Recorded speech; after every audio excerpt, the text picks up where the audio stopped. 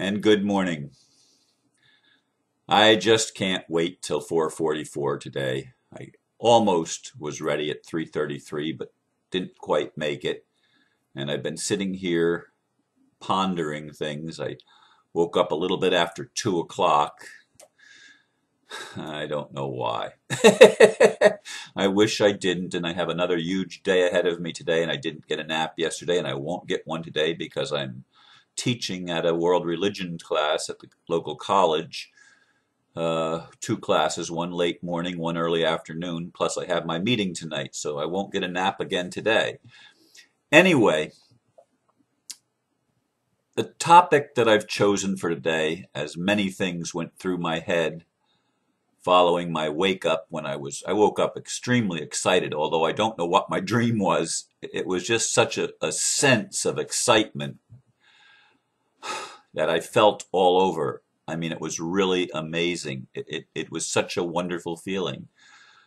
And I carried that through much of my meditation. And then as I come to the computer, I start reading headlines and stuff like that and seeing some negative stuff, but also some positive stuff.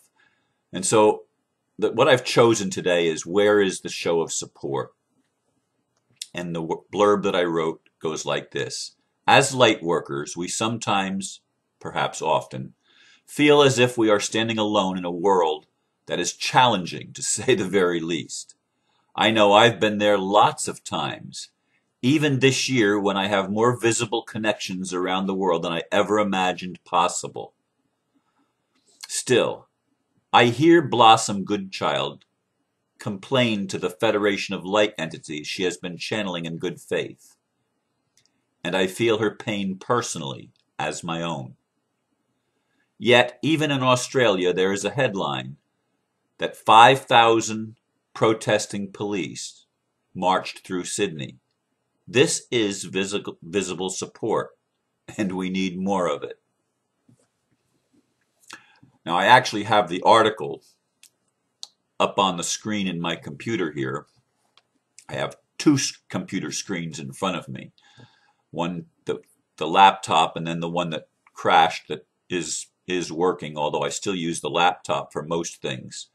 I have the other one ready to go, almost ready to go. There's still some glitches that I haven't figured out yet. But anyway, be that as it may, let's go to the 5,000 uniformed police officers who rallied outside the New South Wales Parliament today, which was yesterday. Oh no, that's November 22nd. I'm looking at it. I thought it was more recent. I thought it was a more recent article. It was posted by Occupy the World. And yes, I do read a lot of these things. Even though I may not read all the stories, I at least see the headlines if their headlines exist in them. And I encourage people to put headlines in, because that tells what it's about. Sometimes they post things and it just says new link, and that's meaningless. So that gets erased without even seeing what the new link was. Just a point of information. Anyway, they're protesting because the government's challenging them, slashing their compensation.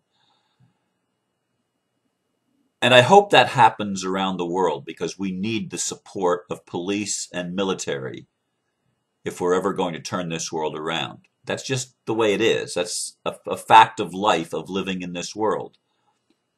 And so I really appreciate it when the police wake up and realize that the people that run the financial system are not on their side. Even though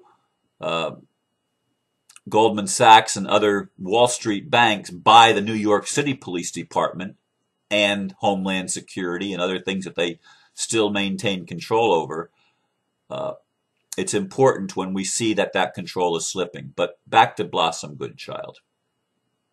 I read with tears in my eyes as she told the Federation, this is unacceptable. This is unacceptable. You can't make promises and not follow through on your promises. It's just not acceptable. And some will say, well, she's listening to the devil. No, she's not. No, she's not. There is no devil, so to speak. There are the deceivers, no doubt.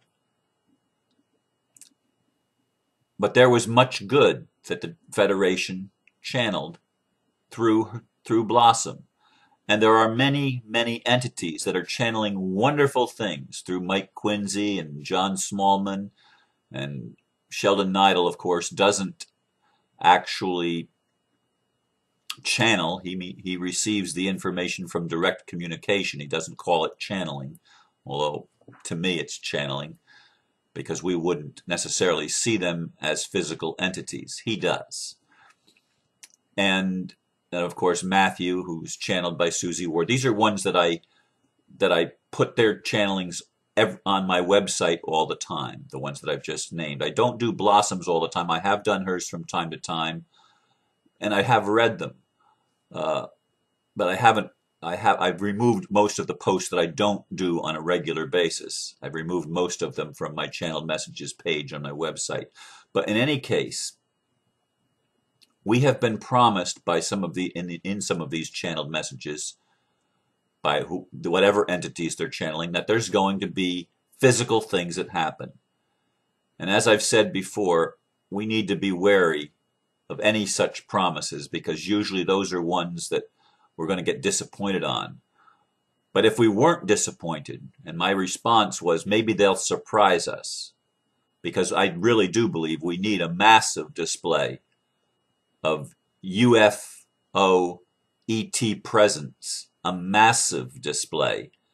And we need, for the technology that is reportedly on some of these motherships and the capabilities that are at their fingertips, to be utilized in our movement to reclaim the world for peace and love and justice with mercy, to reclaim the world and establish the kingdom of heaven on earth. This is something that, regardless of how powerful we become, the power has to come through us and be manifested in our 3D world too. It's not just a matter of whisking us away, as some channeled messages say, we're just going to be taken onto motherships or go into inner earth or some other thing. Sheldon talks about that quite a bit.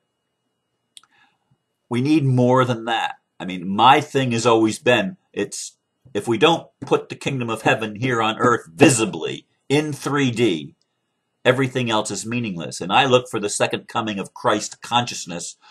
Somebody said, I heard there's only 144,000. Can you imagine if that was a real number?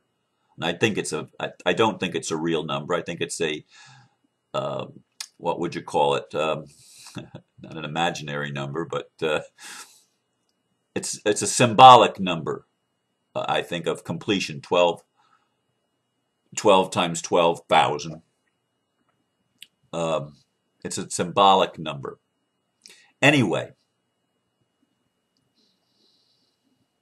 imagine 144,000 Christed Buddhic individuals who have total confidence, like Anastasia did when the police came to take her into custody for her own good and her own protection. Yeah, right. They were no match for her, because she was so connected with the natural realm and the spiritual realm that works through nature, that the soldiers' weapons were, even though they fired at her, it was like watching the movie in The Matrix, where they were firing at Neo and the bullets were like hitting an invisible screen and falling to the ground. Now, that happened with Anastasia. That happened in her story, except one of them did graze her ear, or her temple, I guess it was. But she had actual power that was able to make the weapons useless against her. Now imagine 144,000 people that have such powers of manifestation, that whatever the world leaders throw at them falls flat and just doesn't get anywhere, doesn't succeed in the purpose of the so-called rulers. Then the authority then would break down quickly all over the planet if you had 144,000 Christed individuals coming back as the second coming of Christ in 144,000 bodies. Imagine the miracles. They would seem like miracles, but miracles aren't miracles. They're not miracles at all. They're just accessing potentials that we've always had within us, but we're unaware of. That's what we need to understand. We all have within us amazing power. But when we face disappointments like Blossom faced about the Pillars of Light incident and about the October 14th, 2008 showing of the massive mothership that didn't occur, when these things don't happen, our faith gets really, really challenged. Because faith that doesn't manifest anything is not sustainable. It's simply not sustainable as a human being. And many times I've been told by Spirit, Ron, you have to operate with the same level of help that most people get. You're not giving any special dispensation, because I've asked for it. And the answer is usually no, not yet. That's usually what I hear. Not yet. It's not time. And I don't know when the time is, but the time has to come when either there's going to be an external display of power, or we individually as light workers are going to be empowered with the gifts that are latent within us, and we're going to be able to have the confidence that when we pray fire down from heaven to consume the sacrifice as Elijah did, that fire actually comes down out of heaven and does it. We need 144,000 or 1 million prophets on the planet that actually are in touch with God and can manifest things now. And I don't mean making coins appear like some of the gurus from India do, or making flowers appear in their hands. And I don't mean magic tricks, but I do mean tangible, visible evidence of spiritual power being manifested in a three-dimensional reality. We need to have that ability, because otherwise that which is allied against us, or put against, apparently against the light workers, is superior. No wonder the Christians believe that the devil is so powerful, because that's how it appears. And Christians have a very powerful devil and a very weak God. They do. And so do many other people that are on a religious path. Have a very weak God. And so do we as light workers. When God tells us things in our heart and we feel it and we're buoyed up by it and very greatly encouraged, and then what God tells us doesn't happen. Like the time that I tore up what little money I had to pay my bills, and like the message from the Bible of Jesus breaking the loaves and fishes and feeding the multitude. And that happened apparently twice, according to the Synoptic Gospels. Where are such miracles today of manifestation, of multiplication of a physical something, and let it multiply? Everything can do that because everything is alive. That I've been told again and again, and I've had evidences that it's true, that even what we call inanimate objects live. And everything is consciousness. Everything responds to consciousness. But we need to have the distance between the spoken word, speaking the truth, and having it manifest. We need to have that shortened, because as the time gap is elongated, it tends to tear down and destroy or challenge our faith. And we need our faith built up, not challenged.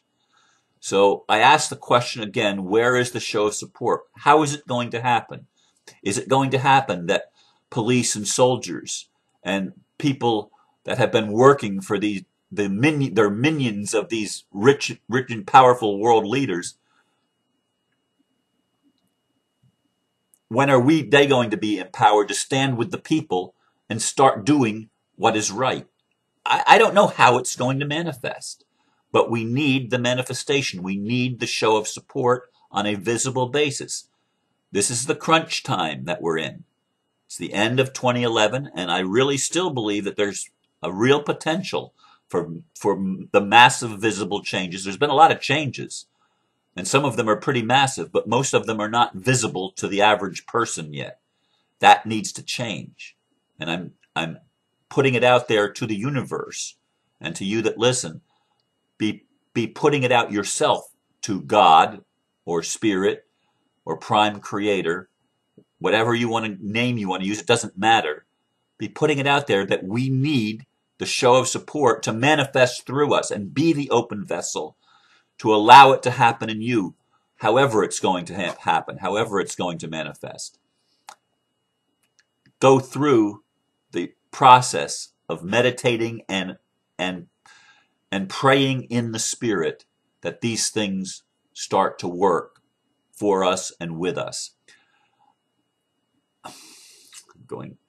Anyway, at the Occupy meeting last night, one thing that I noticed is how many people, even in the Occupy movement, still think that they have to get permission from the authorities to do things. And that shows me one thing.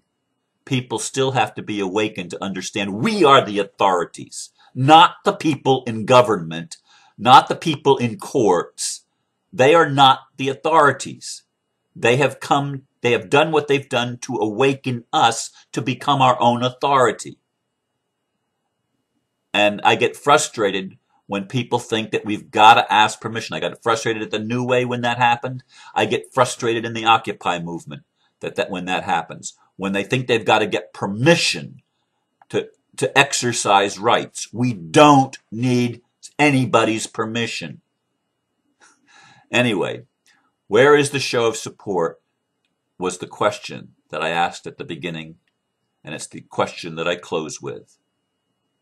Ask yourself that question and be the vessel you need to be to allow the support to show up in you as you. And who knows where that will go. Namaste. Thank you for listening.